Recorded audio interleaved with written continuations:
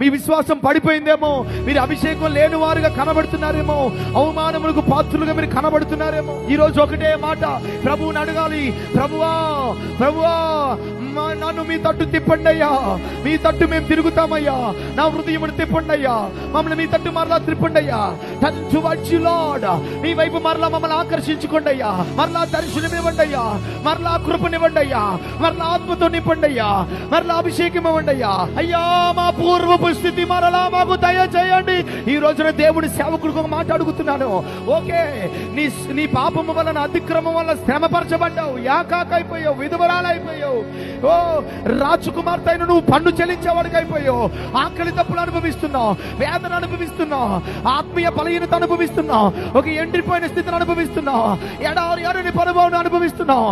అయితే నీకు ఒక శుభవార్త, కరుణ కలిగిన దేవుడు మనకున్నాడు, కృప కలిగిన దేవుడు మనకున్నాడు, నమ్మదగిన దేవుడు మనకున్నాడు.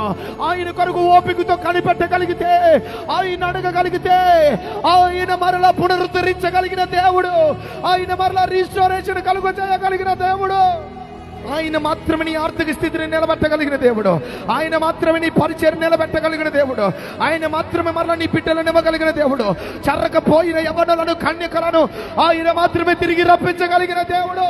He is the only God who can restore you everything.